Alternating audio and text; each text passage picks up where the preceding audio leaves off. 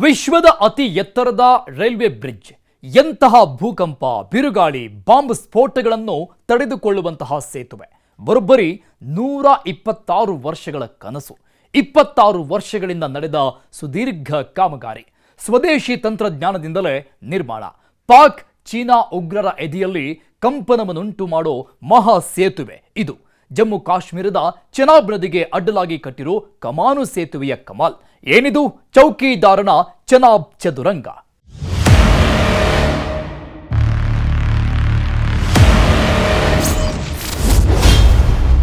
ವಿಶ್ವದ ಅತಿ ಎತ್ತರದ ರೈಲು ಸೇತುವೆ.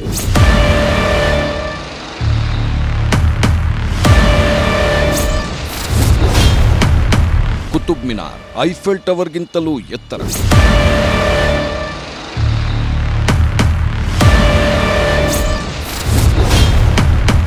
ನದಿಯಿಂದ 359 ಮೀಟರ್ ಎತ್ತರದ ಬೃಹತ್ ಸೇತುವೆ.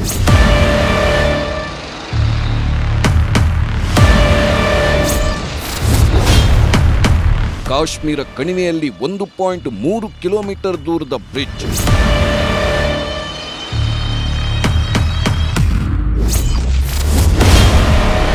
ಅಭೂತಪೂರ್ವ ಕಮಾನು ಸೇತುವೆ ಲೋಕಾರ್ಪಣೆ ಮಾಡಿದ ಪಿಎಂ ಮೋದಿ.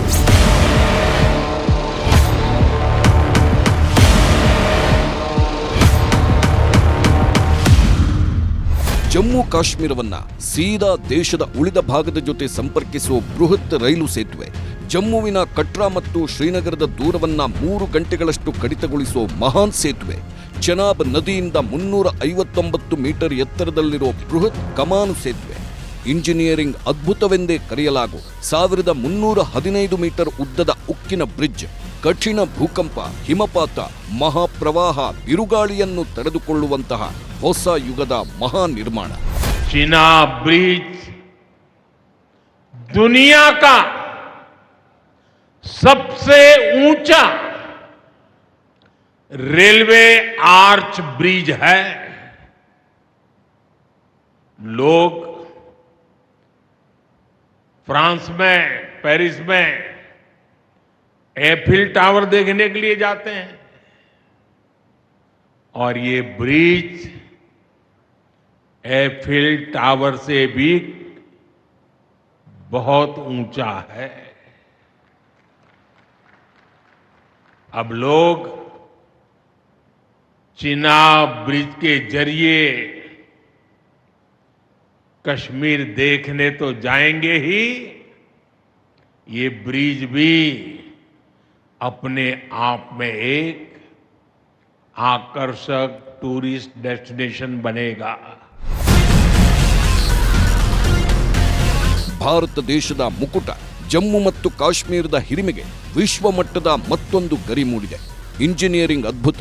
ಸ್ವತಂತ್ರ ಭಾರತದ ಇಂಜಿನಿಯರಿಂಗ್ ನಾವೀನ್ಯತೆ ಮತ್ತು ನೈಪುಣ್ಯತೆಯನ್ನ ಜಗತ್ತಿಗೆ ಸಾರುವ ವಿಶ್ವದಲ್ಲೇ ಅತಿ ಎತ್ತರದ ರೈಲು ಸೇತುವೆ ಚೆನಾಬ್ ಕಮಾನು ಸೇತುವೆಗೆ ಪ್ರಧಾನಿ ಮೋದಿ ಶುಕ್ರವಾರ ಅಧಿಕೃತವಾಗಿ ಚಾಲನೆ ನೀಡಿದರು.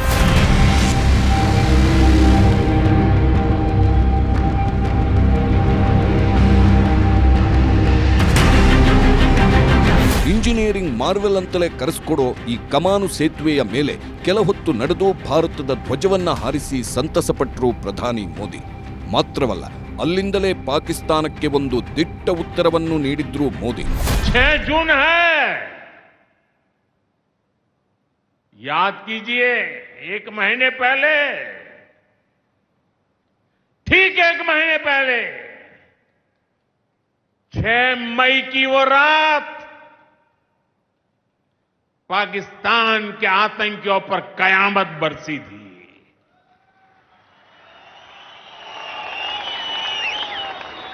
अब पाकिस्तान कभी भी ऑपरेशन सिंदूर का नाम सुनेगा तो उसे अपनी शर्मनाक शिकस्त याद आएगी. पाकिस्तानी फौज और आतंकियों ने कभी सोचा नहीं था कि भारत पाकिस्तान में सैकड़ों किलोमीटर अंदर जाकर के आतंकवादियों पर इस तरह वार करेगा। बरसों की मेहनत से उन्होंने आतंक की जो इमारतें बनाई थी वो कुछ ही मिनटों में खंडहर में बदल गई। ಇಂತಹ ಕಾಶ್ಮೀರಕ್ಕೆ ಪಹಲ್ಗಾಮ್ ಘಟನೆಯ ಬಳಿಕ ಇದೇ ಮೊದಲ ಬಾರಿಗೆ ಭೇಟಿ ನೀಡಿದ್ರು. ಮಾತ್ರವಲ್ಲ, ಭಾರತದ ಶಕ್ತಿ, ತಾಕತ್ತು, ಸಾಮರ್ಥ್ಯಗಳಿಗೆ ಸಂಕೇತವಾದಂತಹ ಇಡೀ ವಿಶ್ವದಲ್ಲೇ ಹಲವು ದಾಖಲೆ ಬರೆದ ಕಮಾನು ಸೇತುವೆಯ ಮೇಲೆ ನಿಂತು ತ್ರಿವರ್ಣ ಧ್ವಜ ಹಿಡಿದು ನಡೆದಾಡಿದ್ರು. ಆ ಮೂಲಕ ಪಾಕಿಸ್ತಾನಕ್ಕೆ ಮಾತ್ರವಲ್ಲ, ಇಡೀ ವಿಶ್ವಕ್ಕೆ ಒಂದು ಖಡಕ್ ಸಂದೇಶವನ್ನು ನೀಡಿದ್ರು.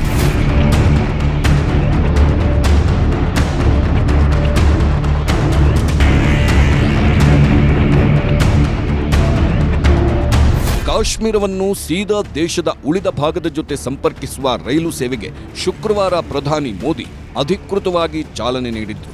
ಜಮ್ಮು ಕಾಶ್ಮೀರದ ರಿಯಾಸಿ ಜಿಲ್ಲೆಯಲ್ಲಿ ಚೆನಾಬ್ ನದಿಗೆ ಅಡ್ಡಲಾಗಿ ನಿರ್ಮಿಸಲಾಗಿರುವ ವಿಶ್ವದ ಅತಿ ಎತ್ತರದ ರೈಲು ಕಮಾನು ಸೇತುವೆಯನ್ನ ಮೋದಿ ಲೋಕಾರ್ಪಣೆಗೊಳಿಸಿದ್ರು. ಇದನ್ನು ಭಾರತೀಯ ರೈಲ್ವೆ ನಿರ್ಮಾಣದಲ್ಲಿ ಹೊಸ ಯುಗದ ಆರಂಭದ ಸಂಕೇತ ಅಂತಲೇ ಬಣ್ಣಿಸಲಾಗ್ತಿದೆ. ಉಧಂಪುರ, ಶ್ರೀನಗರ, ಬಾರಾಮುಲ್ಲಾ ರೈಲ್ವೆ ಲಿಂಕ್ ಯೋಜನೆಯ ಭಾಗವಾಗಿ ಈ ಸೇತುವೆಯನ್ನ ನಿರ್ಮಿಸಲಾಗಿದೆ. ಇದರಿಂದ ಇನ್ನು ಮುಂದೆ ಕಾಶ್ಮೀರದ ಕೆಲವು ರಮಣೀಯ ತಾಣಗಳಿಗೆ ಸಂಪರ್ಕ ಸಾಧ್ಯವಾಗಲಿದೆ. ಜಮ್ಮು ಶ್ರೀನಗರ ಸಂಪರ್ಕವೂ ಸುಲಭವಾಗಲಿದೆ. ಅಲ್ಲದೆ ಜಮ್ಮುವಿನಿಂದ ಸೀದಾ ಕಾಶ್ಮೀರವನ್ನ ಸಂಪರ್ಕಿಸುವ ರೈಲು ಸೇವೆಗೂ ಪ್ರಧಾನಿ ಮೋದಿ ಚಾಲನೆ ನೀಡಿದ್ರು. ಭಾರತದ ಮೊದಲ ಕೇಬಲ್ ಸ್ಟೇ ರೈಲು ಸೇತುವೆ. ಮೋದಿ ಅವರು ಚೆನಾಬ್ ಸೇತುವೆ ಉದ್ಘಾಟಿಸಿದ ಬಳಿಕ ದೇಶದ ಮೊದಲ ಕೇಬಲ್ ಸ್ಟೇ ರೈಲು ಸೇತುವೆ ಎನ್ನಿಸಿಕೊಂಡಿರೋ ಅಂಜಿ ಸೇತುವೆಯನ್ನು ಉದ್ಘಾಟಿಸಿದ್ರು. 96 ಕೇಬಲ್ಗಳ ಸಹಾಯದಿಂದ ನಿರ್ಮಿಸಲಾಗಿರೋ ಈ ಬ್ರಿಡ್ಜ್ ಕೂಡ ಭಾರತದ ಮತ್ತೊಂದು ಇಂಜಿನಿಯರಿಂಗ್ ಮಾರ್ವೆಲ್ ಅಂತ ಅನ್ನಿಸಿಕೊಂಡಿದೆ. ಇದು ದೇಶದ ಅತ್ಯಂತ ಭೌಗೋಳಿಕವಾಗಿ ಸವಾಲಿನ ಭೂಪ್ರದೇಶಗಳಲ್ಲಿ ನಿರ್ಮಾಣವಾದ ಸೇತುವೆ ಅಂತಲೂ ಕರೆಸಿಕೊಂಡಿದೆ. ನಂತರ ಕಟ್ರಾ ಶ್ರೀನಗರ ವಂದೇ ಭಾರತ್ ರೈಲು ಯೋಜನೆಗೆ ಮೋದಿ ಚಾಲನೆ ನೀಡಿದ್ರು. ಅಷ್ಟೇ ಅಲ್ಲ, ಕಟ್ರಾದಲ್ಲಿ 46,000 ಕೋಟಿ ರೂಪಾಯಿ ವೆಚ್ಚದ ವಿವಿಧ ಯೋಜನೆಗಳನ್ನು ಮೋದಿ ಲೋಕಾರ್ಪಣೆಗೊಳಿಸಿದ್ರು. हमारा अंजी ब्रिज भी इंजीनियरिंग का बेहतरीन नमूना है। ये भारत का पहला केबल सपोर्टेड रेलवे ब्रिज है। ये दोनों ब्रिज सिर्फ ईंट, सीमेंट, स्टील और लोहे के ढांचे नहीं है, ये पीर पंजाल की दुर्गम पहाड़ियों पर खड़ी भारत की शक्ति का जीवंत प्रतीक है। ये भारत के उज्जवल भविष्य की सिंह गर्जना है। ये दिखाता है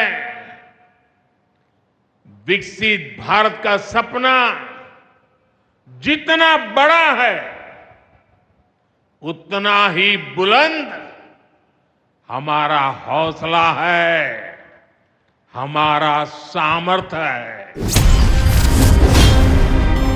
ಜಗತ್ತಿನ ಅತ್ಯಂತ ಎತ್ತರದ ರೈಲ್ವೆ ಸೇತುವೆ ಎಂಬ ಗರಿಮೆಗೆ ಪಾತ್ರವಾಗಲಿರುವ ಜಮ್ಮು ಕಾಶ್ಮೀರದ ರಿಯಾಸಿ ಜಿಲ್ಲೆಯಲ್ಲಿ ಚೆನಾಬ್ ನದಿಗೆ ಅಡ್ಡಲಾಗಿ ನಿರ್ಮಿಸಲಾದ ವಿಶ್ವದ ಅತಿ ಎತ್ತರದ ರೈಲು ಕಮಾನು ಸೇತುವೆ ಇದು. ಚೆನಾಬ್ ನದಿ ಮಟ್ಟದಿಂದ 359 ಮೀಟರ್ ಎತ್ತರದಲ್ಲಿ ನಿರ್ಮಿಸಲಾಗಿರುವ ಚೆನಾಬ್ ಸೇತುವೆಯನ್ನ ಇಂಜಿನಿಯರಿಂಗ್ ಅದ್ಭುತ ಎಂದು ಬಣ್ಣಿಸಲಾಗಿದೆ.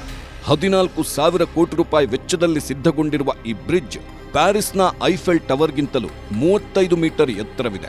1315 ಮೀಟರ್ ಉದ್ದದ ಉಕ್ಕಿನ ಕಮಾನು ಸೇತುವೆಯನ್ನ ಭೂಕಂಪ ಹಾಗೂ ಬಿರುಗಾಳಿಗೂ ಜಗ್ಗದಂತೆ ನಿರ್ಮಿಸಲಾಗಿದೆ.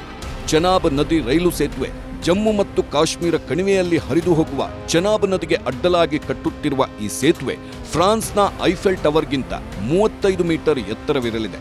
ಇದು ವಿಶ್ವದ ಅತಿ ಎತ್ತರದ ರೈಲ್ವೆ ಸೇತುವೆ ಎಂಬ ಹೆಗ್ಗಳಿಕೆಗೆ ಪಾತ್ರವಾಗಿದೆ. ಇಂಜಿನಿಯರಿಂಗ್ ದೃಷ್ಟಿಯಿಂದ ಅತ್ಯದ್ಭುತ ನಿರ್ಮಾಣ ಅನ್ನಿಸಿಕೊಂಡಿರೋ ಈ ಬ್ರಿಡ್ಜ್ 1.3 ಕಿಲೋಮೀಟರ್ ಉದ್ದವಿದ್ದು ಕತ್ರಾ ಮತ್ತು ಶ್ರೀನಗರ ಮಧ್ಯೆ ಸಂಪರ್ಕ ಕಲ್ಪಿಸಲಿದೆ. 326 ಕಿಲೋಮೀಟರ್ ಉದ್ದದ ಉಧಂಪುರ, ಶ್ರೀನಗರ, ಬಾರಾಮುಲ್ಲಾ ರೈಲು ಸಂಪರ್ಕ ಮಾರ್ಗ ಯೋಜನೆಯ ಭಾಗವಾಗಿಯೇ ಈ ಸೇತುವೆ ನಿರ್ಮಾಣವಾಗಿದೆ. ಜಮ್ಮು ಮತ್ತು ಕಾಶ್ಮೀರದ ಕಡಿದಾದ ಮತ್ತು ಭೂಕಂಪ ಪೀಡಿತ ಪ್ರದೇಶದಲ್ಲಿ ಇದರ ನಿರ್ಮಾಣವೂ ದೊಡ್ಡ ಸವಾಲಾಗಿತ್ತು. ಇದನ್ನ ರಿಕ್ಟರ್ ಮಾಪಕದಲ್ಲಿ 8 ತೀವ್ರತೆಯ ಭೂಕಂಪಗಳನ್ನು ತಡೆದುಕೊಳ್ಳುವಂತೆ ವಿನ್ಯಾಸಗೊಳಿಸಲಾಗಿದೆ. ಅಲ್ಲದೆ ಗಂಟೆಗೆ 266 ಕಿಲೋಮೀಟರ್ ವೇಗದಲ್ಲಿ ಬೀಸುವ ಬಿರುಗಾಳಿಯನ್ನು ಸಹ ತಡೆದುಕೊಳ್ಳುವ ಸಾಮರ್ಥ್ಯವನ್ನ ಹೊಂದಿದೆ. ಅಷ್ಟೇ ಅಲ್ಲ, -40 ಡಿಗ್ರಿ ಸೆಲ್ಸಿಯಸ್ನಂತಹ ತೀವ್ರ ಕಡಿಮೆ ತಾಪಮಾನವನ್ನ ಸಹಿಸಿಕೊಳ್ಳುವಷ್ಟು ಬಲಿಷ್ಠವಾಗಿದೆ ಈ ಬ್ರಿಡ್ಜ್.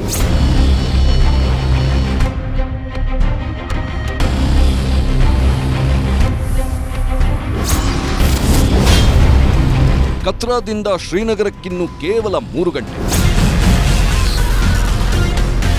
ಚೆನಾಬ್ ಸೇತುವೆಯ ಜೊತೆಗೆ ಪ್ರಧಾನಿ ಅವರು ಜಮ್ಮುವಿನ ಕತ್ರಾ ಮತ್ತು ಶ್ರೀನಗರ ನಡುವಿನ ವಂದೇ ಭಾರತ್ ರೈಲುಗಳಿಗೆ ಹಸಿರು ನಿಶಾನೆ ತೋರಿದ್ದಾರೆ.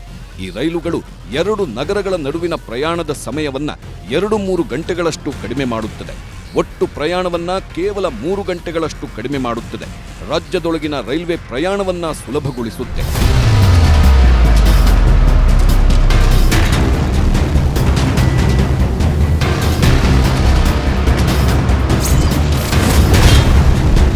ಇನ್ನು ವಿಶ್ವ ದಾಖಲೆಯ ಈ ಕಮಾನು ಸೇತುವೆ ಸಂಪೂರ್ಣ ಸ್ವದೇಶಿ ನಿರ್ಮಿತವಾಗಿರುವುದು ಮತ್ತೊಂದು ವಿಶೇಷ. ಈ ಸೇತುವೆ ನಿರ್ಮಾಣಕ್ಕೆ ಒಟ್ಟು 22 ವರ್ಷ ತಗುಲಿದೆ. ವಿದೇಶಿ ಕಂಪನಿ ವಿನ್ಯಾಸ ಮಾಡಿದ್ದರೂ 100% ಸ್ವದೇಶಿ ತಂತ್ರಜ್ಞಾನ ಪರಿಶ್ರಮದಿಂದ ನಿರ್ಮಾಣಗೊಂಡಿದೆ. ಬರೋಬ್ಬರಿ 30,000 ಟನ್ನಷ್ಟು ಉಕ್ಕು ಬಳಕೆ ಮಾಡಿದ್ದು, ಅಷ್ಟೂ ಉಕ್ಕನ್ನು ದೇಶೀಯ ಕಂಪನಿಗಳಿಂದಲೇ ಖರೀದಿಸಲಾಗಿದೆ. ಇಂಜಿನಿಯರ್ಗಳು, ಉದ್ಯೋಗಿಗಳು ಎಲ್ಲರನ್ನೂ ದೇಶೀಯವಾಗಿಯೇ ಬಳಕೆ ಮಾಡಿಕೊಂಡು 100% ಸ್ವದೇಶಿ ನಿರ್ಮಾಣ ಮಾಡಲಾಗಿದೆ. ಪಾಕಿಸ್ತಾನ ಗಡಿಯಿಂದ ಕೇವಲ 40 ಕಿಲೋಮೀಟರ್ ದೂರದಲ್ಲಿರುವ ಸೇತುವೆ ಸುರಕ್ಷತೆಗೆ ಹೆಚ್ಚು ಒತ್ತು ನೀಡಲಾಗಿದೆ. ಸೇತುವೆಯ ಉದ್ದಕ್ಕೂ ವೆಲ್ಡಿಂಗ್ ಇಲ್ಲದಂತಹ ಅತ್ಯಾಧುನಿಕ ರೈಲು ಹಳಿ ನಿರ್ಮಿಸಲಾಗಿದೆ. ದಿನದ 24 ಗಂಟೆಯೂ ಸಿಆರ್ಪಿಎಫ್ ಬಿಗಿ ಭದ್ರತೆ ಜೊತೆಗೆ ಸೇತುವೆ ವ್ಯಾಪ್ತಿಯಲ್ಲಿ ಅನಧಿಕೃತವಾಗಿ ಯಾರೇ ಪ್ರವೇಶಿಸಿದ್ರೂ ಸೈರನ್ ಮೊಳಗಲಿದೆ. 266 ಕಿಲೋಮೀಟರ್ ವೇಗ, ಭಯೋತ್ಪಾದಕರ ಬಾಂಬ್ ಸ್ಫೋಟವನ್ನೂ ತಡೆಯುವ ಸಾಮರ್ಥ್ಯ ಈ ಉಕ್ಕಿನ ಸೇತುವೆಗಿದೆ.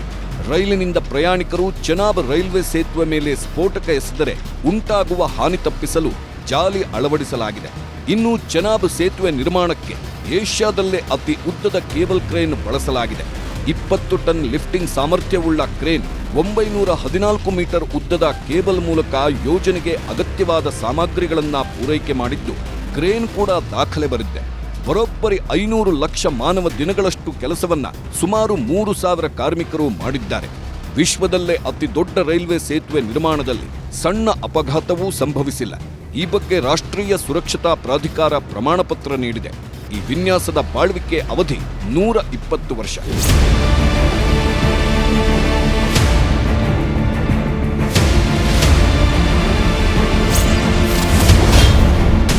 ಚೆನಾಬ್ ಬ್ರಿಡ್ಜ್ ಹಿಂದಿನ ಕನ್ನಡತಿಯ ಶ್ರಮ.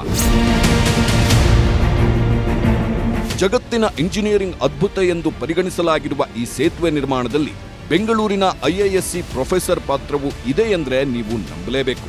ಹೌದು, ಚೆನಾಬ್ ರೈಲ್ವೆ ಸೇತುವೆ ನಿರ್ಮಾಣದಲ್ಲಿ ಬೆಂಗಳೂರಿನ ಐಐಎಸ್ಸಿ ಸಿವಿಲ್ ಇಂಜಿನಿಯರಿಂಗ್ ವಿಭಾಗದ ಪ್ರೊಫೆಸರ್, ರಾಕ್ ಇಂಜಿನಿಯರಿಂಗ್ ತಜ್ಞೆ ಜಿ ಮಾಧವೀಲತಾ ಮಹತ್ವದ ಪಾತ್ರ ವಹಿಸಿದ್ದಾರೆ.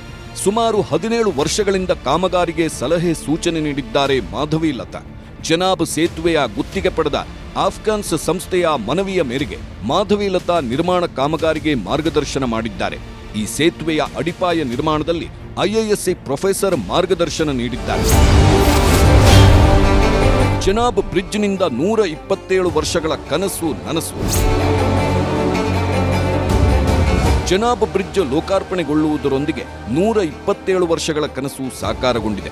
ಅಂದ್ರೆ ಜಮ್ಮು ಕಾಶ್ಮೀರವನ್ನ ಇಡೀ ಭಾರತದೊಂದಿಗೆ ಸಂಪರ್ಕಿಸೋ ರೈಲು ಸಂಪರ್ಕದ ಕನಸು ನನಸಾಗಿದೆ.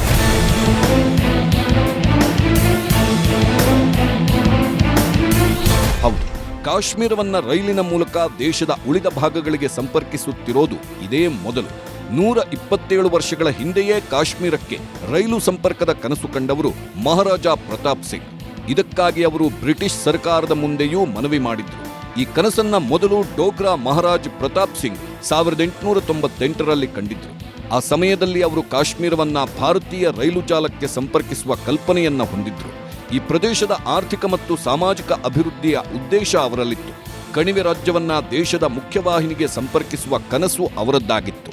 127 ವರ್ಷಗಳ ಹಿಂದೆ ಮಹಾರಾಜ ಪ್ರತಾಪ್ ಸಿಂಗ್ ಅವರು ಜಮ್ಮು ಮತ್ತು ಕಾಶ್ಮೀರವನ್ನ ಭಾರತೀಯ ರೈಲು ಜಾಲಕ್ಕೆ ಸಂಪರ್ಕಿಸುವಂತೆ ಬ್ರಿಟಿಷ್ ಸರ್ಕಾರವನ್ನ ವಿನಂತಿಸಿದ್ರು.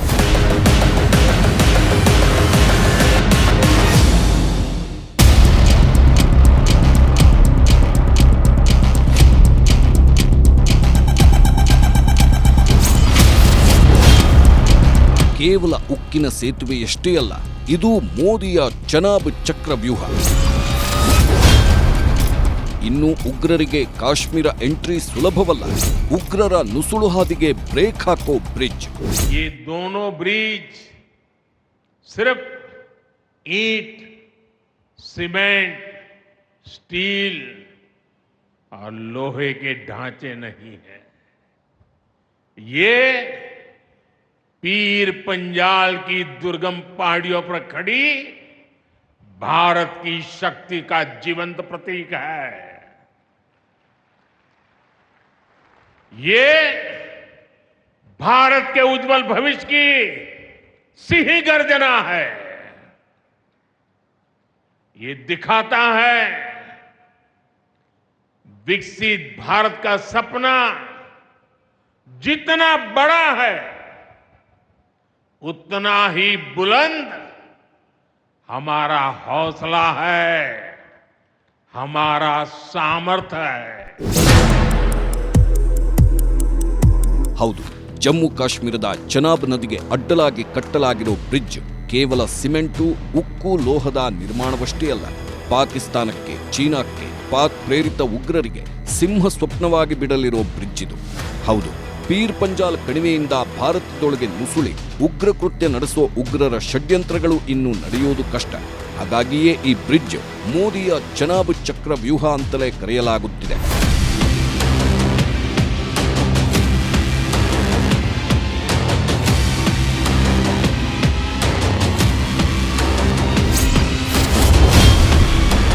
ಏನಿದು ಪೀರ್ ಪಂಜಾಲ್ ಪಾಸ್? ಈವರೆಗೆ ಸಂಪೂರ್ಣ ಜಮ್ಮು ಕಾಶ್ಮೀರವನ್ನ ರೈಲುಗಳ ಮೂಲಕ ಭಾರತದ ಜೊತೆಗೆ ಸಂಪರ್ಕಿಸಲಾಗ್ತಿರಲಿಲ್ಲ. ಜಮ್ಮು ಕಾಶ್ಮೀರದ ಬಹುತೇಕ ರಸ್ತೆ ಸಂಪರ್ಕ ಸರ್ವಋತು ಸಂಪರ್ಕವಾಗಿಲ್ಲ. ಚಳಿಗಾಲದಲ್ಲಿ ಬಹುತೇಕ ರಸ್ತೆಗಳು ಬ್ಲಾಕ್ ಆಗ್ತಿದ್ವು. ಭಾರೀ ಹಿಮಪಾತದಿಂದಾಗಿ ಸಂಪರ್ಕವೇ ಸಾಧ್ಯವಾಗ್ತಿರಲಿಲ್ಲ. ಆದರೆ ಈ ರೈಲ್ವೆ ಸೇತುವೆಯಿಂದಾಗಿ ಕಾಶ್ಮೀರವನ್ನ ಸರ್ವಕಾಲದಲ್ಲೂ ಸಂಪರ್ಕಿಸಬಹುದಾಗಿದೆ. ಈ ಸೇತುವೆಯಿಂದಾಗಿ ಗಡಿ ಪ್ರದೇಶದಲ್ಲಿ ಅಥವಾ LOCಯಲ್ಲಿ ದುರಂತಗಳು, ಉಗ್ರ ಕೃತ್ಯಗಳಾದಾಗ ಕ್ಷಿಪ್ರವಾಗಿ ಸಂಪರ್ಕಿಸಬಹುದು. ಹಾಗಾಗಿಯೇ ಭಾರತಕ್ಕೆ ಇದರಿಂದ ಭಾರೀ ರಣತಂತ್ರಗಳ ಪ್ರಯೋಜನವಿದೆ. ಅಷ್ಟೇ ಅಲ್ಲ, ಎಲ್ಲದಕ್ಕಿಂತಲೂ ಮುಖ್ಯವಾಗಿ ಈ ಸೇತುವೆಯಿಂದಾಗಿ ಪಾಕ್ ಉಗ್ರರಿಗೆ ಭಾರೀ ತೊಂದರೆಯುಂಟಾಗಲಿದೆ. ಪಾಕ್ ಉಗ್ರರಿಗೆ ಅಥವಾ ಪಾಕ್ ISIನ ಕುತಂತ್ರಗಳು ಈ ಸೇತುವೆಯ ವ್ಯಾಪ್ತಿಯಲ್ಲಿರೋ ಪೀರ್ ಪಂಜಾಲ್ ಪಾಸ್ ಸುತ್ತಲೇ ನಡೆಯುತ್ತಿತ್ತು. ಪೀರ್ ಕಿ ಗಲಿ ಅಂತ ಕರೆಯಲಾಗುವ ಹಿಮಾಲಯದ ಭಾಗವಾಗಿರೋ ಪೀರ್ ಪಂಜಾಲ್ ಪಾಸ್ ಪಾಕ್ ಉಗ್ರರ ಮಹಾದ್ವಾರ ಅಂತಲೇ ಹೇಳಲಾಗ್ತಿತ್ತು. ಪಾಕ್ ಉಗ್ರರು ಇದೇ ಪರ್ವತಗಳ ಮೂಲಕ ಕಾಶ್ಮೀರ ಕಣಿವೆಯನ್ನ ಪ್ರವೇಶಿಸುತ್ತಿದ್ದು. ಪಾಕಿಗರ ಅಕ್ರಮ ಒಳನುಸುಳುವಿಕೆಗೂ ಇದೇ ರಹದಾರಿಯಾಗಿತ್ತು. ಪಹಲ್ಗಾಮ್ ದಾಳಿಗೈದ ಉಗ್ರರು ಕೂಡ ಇದೇ ಹಾದಿಯಲ್ಲಿ ಕಾಶ್ಮೀರ ಕಣಿವೆಗೆ ಪ್ರವೇಶಿಸಿದ್ದು. ಪಹಲ್ಗಾಮ್ನ ಪಕ್ಕದಲ್ಲಿರೋ ಬೈಸರನ್ ಕಣಿವೆಯ ಕಾಡು ಕೂಡ ಇದೇ ವ್ಯಾಪ್ತಿಯಲ್ಲಿ ಬರುತ್ತೆ.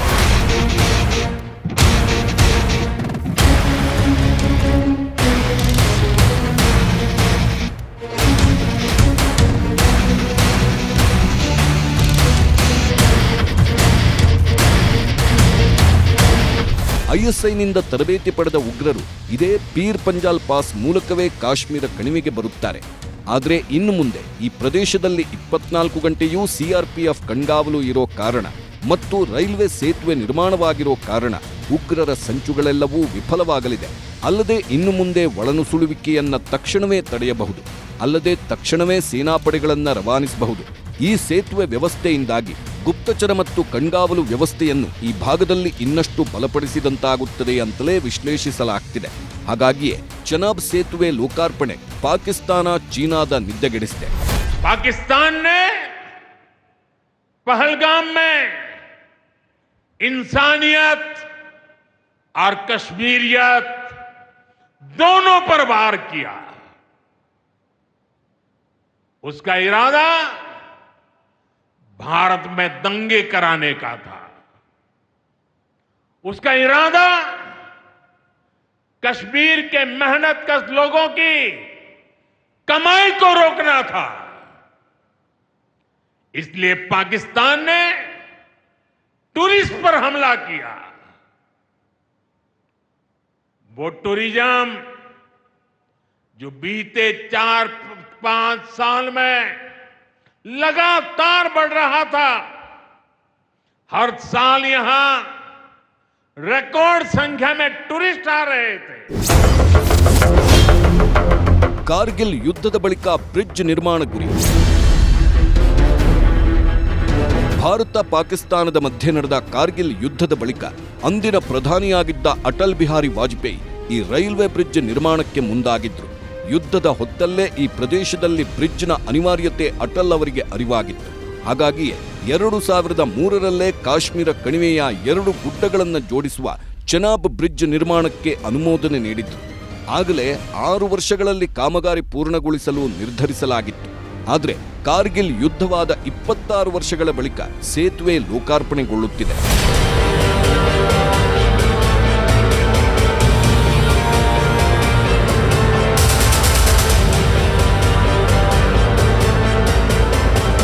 ಪೀರ್ ಪಂಜಾಲ್ ಕಣಿವೆಯೇ ಉಗ್ರರ ಮಹಾದ್ವಾರವಾಗಿತ್ತು. ಇದೇ ಕಣಿವೆಯಲ್ಲಿ ಉಗ್ರರು ಅಡಗಿಕೊಳ್ಳುತ್ತಿದ್ರು. ಆದರೆ ಇನ್ನು ಜೈಷ್ ಎ ಮೊಹಮ್ಮದ್, ಲಷ್ಕರ್, ಐಎಸ್ಐ ಉಗ್ರರ ನೆಟ್ವರ್ಕ್ಗಳು ಧ್ವಂಸಗೊಳ್ಳಲಿವೆ. ಅಲ್ಲದೆ ಜಮ್ಮು ಕಾಶ್ಮೀರ ಮತ್ತು ಲಡಾಖ್ನ ಗಡಿಯುದ್ದಕ್ಕೂ ಇನ್ನು ಮುಂದೆ ಸೇನೆ ರವಾನೆ ಸುಲಭವಾಗಲಿದೆ. ಹಾಗಾಗಿ ಚೀನಾ ಕೂಡ ಈ ಬ್ರಿಡ್ಜ್ನಿಂದಾಗಿ ಆತಂಕಗೊಂಡಿದೆ.